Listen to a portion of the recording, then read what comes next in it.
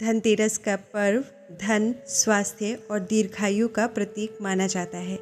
इस दिन धन की देवी माँ लक्ष्मी, धन के देवता कुबेर और भगवान धन्वंतरी जो स्वास्थ्य के देवता हैं की पूजा करने का विशेष महत्व है।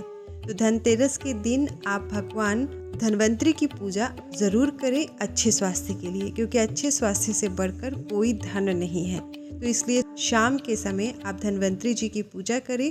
पीले पुष्प उनको अर्पित किए जाते हैं। पीले रंग की मिठाई अगर आप अर्पित कर सकते तो करिए और उनसे प्रार्थना ज़रूर करिए, हे प्रभु आप कृपा करें और हमारे घर में अच्छा स्वास्थ्य बना रहे। लेकिन इस पूजा के साथ इस दिन की एक और परंपरा जुड़ी है, यमराज के नाम का दीपक जलाना। धार्मिक मान्यताओं के अनुसार धनतेरस की शाम सूर्यास्त के बाद घर के बाहर दक्षिण दिशा में यमराज के नाम का दीपक जलाना अत्यंत शुभ माना जाता है। ऐसा करने से यमदेव प्रसन्न होते हैं और परिवार के सदस्यों को अकाल मृत्यु के भय से मुक्ति मिलती है। ये हमारे स्कंद पुराण में भी वर्णित है। स्कंद पुराण में ब्रह्मा जी नारद जी से कहते हैं, कार्तिक माह के कृष्ण पक्ष की त्रयोदशी, जिसे हम धनतेरस के नाम से जानते हैं, उस दिन सूर्यास्त के बाद यमराज के लिए दीप और नैवेद्य अर्पित करें। और ये जो करना है ये अपमृत्यु अर्थात अकाल मृत्यु या फिर दुर्मरण का जो है वो नाश होता है। एक दिन यमदूतों ने यमराज से कहा, प्रभु जिस प्रकार जीव अपने जीवन से वियुक्त ना हो, यानी कोई दुर्मरण को प्राप्त ना हो, यानी नरक के द्वार में ना आए, वह उपाय हमारे आगे वर्णन कीजिए। तो यमराज ने उनको कहा, कार्तिक कृष्णा त्रयोदशी को प्रतिवर्ष प्रदोष काल में जो अपने घर के दरवाजे पर इस मंत्र से, जो मंत्र हम आपको स्क्रीन पर दिखाएंगे, इस मंत्र से उत्तम दीप देता है, वह अपमृत्यु को प्राप्त होने पर भी यहाँ ले आने योग्य नहीं है। यहाँ मतलब यम के द्वार पर, यानी कि नरक में उसे मृत्यु प्राप्त होगी तो वो यम के द्वार कभी नहीं जाएगा। मंत्र जान लेते हैं। मंत्र इस प्रकार है, मृत्युना पाश दंडाभ्याम कालेन च मया सह त्रयोदश्याम दीप दानात सूर्य जहा प्रियतामिति। संस्कृत में अगर आप बोलने में समर्थ नहीं हैं तो आप इसका उच्चारण हिंदी में भी कर सकते हैं।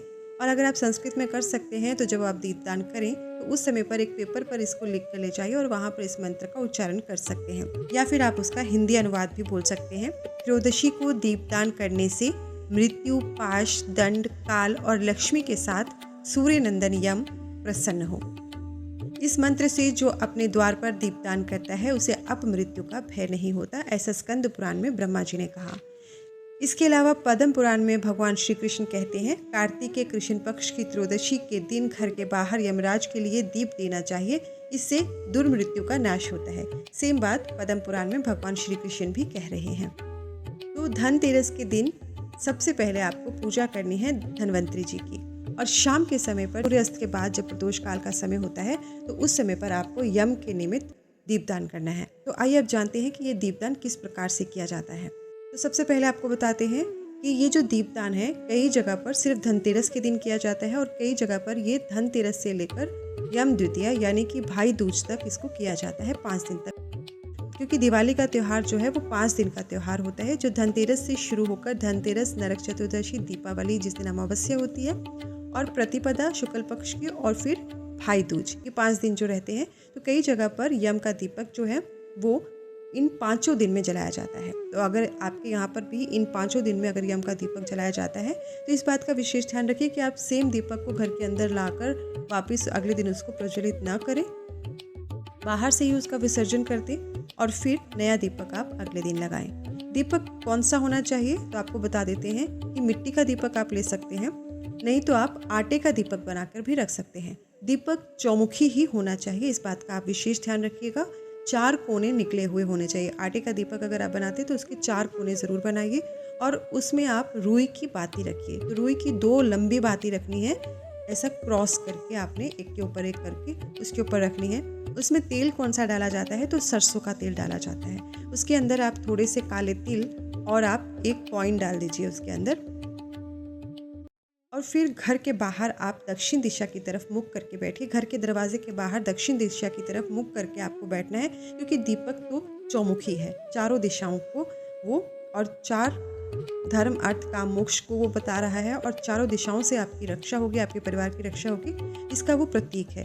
तो दीपक तो चौमुखी है, परंतु आपका जो मुख है वो दक्षिण दिशा की तरफ होना चाहिए, घर के मुख्य दरवाजे के बाहर। और फिर आपने वो दीपक को प्रज्वलित करना है। दीपक प्रज्वलित करते समय इस बात का विशेष ध्यान रखें कि दीपक को डायरेक्ट आपको ज़मीन पर नहीं रखना है। दीपक को हमेशा आसन दिया जाता है, तो वहाँ पर आप अनाज का आप आसन दीजिए, आप उसके नीचे आप अक्षत थोड़े से रख दीजिए और फिर उस दीपक को रखिए। उस दीपक को प्रज्वलित करिए, उसकी पूजा करिए और फिर यम देवता से आप प्रार्थना करिए। जो मंत्र आपको बताया गया है स्क्रीन पर, उस मंत्र को देखकर आप, जो मंत्र आपको अभी बताया गया उस मंत्र का वो बोलकर या फिर यमदेव से प्रार्थना कर आपको फिर उठकर घर के अंदर आना है। एक बात का विशेष ध्यान रखना है कि जब आपने वो दीपक प्रज्वलित कर दिया, पूजा कर ली, तो उठ के जब अंदर आएंगे तो पीछे पलट कर वापस उस दीपक को नहीं देखना है। साथ में आपको एक बात का विशेष ध्यान रखना है कि अगले दिन सुबह आपको वो दीपक वहीं से ले जाना है उठाकर और विसर्जित कर देना है, उसको उठा के घर के अंदर नहीं लाना है। अब यहाँ पर हमारे पद्म पुराण में और स्कंद पुराण में जो वर्णन है उसके हिसाब से ये प्रदोष काल में किया जाता है, परंतु कई जगहों पर ये रात्रि में किया जाता है, जैसे 9:30, 9, साढ़े 9, 10 बजे के आसपास, जब घर का प्रत्येक सदस्य घर के अंदर आ जाता है और उसके बाद ये दीप प्रज्वलित किया जाता है। तो आपके यहाँ पर जिस तरह से किया जाता है आप उसी तरह से कीजिए, क्योंकि आपके घर की जो परंपरा है, जो नित्य नियम है, वो ही आप फॉलो करिए। अगर आप पहली बार कर रहे हैं तो हमारे स्कंद पुराण और पद्म पुराण के अनुसार आप कर सकते हैं, क्योंकि उसमें प्रदोष काल ही बताया गया है। सूर्यास्त के बाद का समय आप ले सकते हैं। यम दीप जलाने से यमराज प्रसन्न होते हैं और परिवार के सदस्यों को लंबी और स्वस्थ आयु का वरदान देते हैं। तो आपको बता देते हैं कि ये जो धनतेरस है ये किस दिन है, 18 अक्टूबर शनिवार के दिन है। और इस दिन जो दीपदान आपको यम के निमित्त करना है वो आपको करना है शाम को 5:48 से लेकर शाम को 7:04 के आसपास।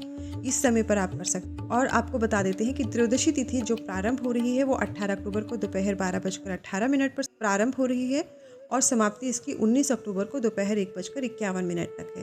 तो धन त्रयोदशी जो है वो मनाई तो 18 अक्टूबर को जाएगी, परंतु आप धन्वंतरी देवता की पूजा जो है वो 18 अक्टूबर की शाम को करिए और 19 अक्टूबर की प्रातःकाल भी ज़रूर करिए, क्योंकि धन के देवता की पूजा जितनी ज़रूरी है, धन तो हमें चाहिए, परंतु उसके साथ अच्छा स्वास्थ्य है वो भी हमें ज़रूर चाहिए, क्योंकि वो भी बहुत अनमोल धन है। तो उस अनमोल स्वास्थ्य को प्राप्त करने के लिए हमें धन्वंतरी जी की पूजा अर्चना करनी ज़रूर चाहिए। वीडियो अगर पसंद आता है तो आप लाइक करिए, हाइप करिए और साथ में चैनल को सब्सक्राइब ज़रूर करिए, क्योंकि हमारे चैनल पर इस तरह की जानकारी मिलती रहे। नया अपलोड होगा या कुछ होगा तो आपको उसका नोटिफिकेशन मिल जाएगा, ताकि आप समय से वीडियो को देख सकें। धन्यवाद।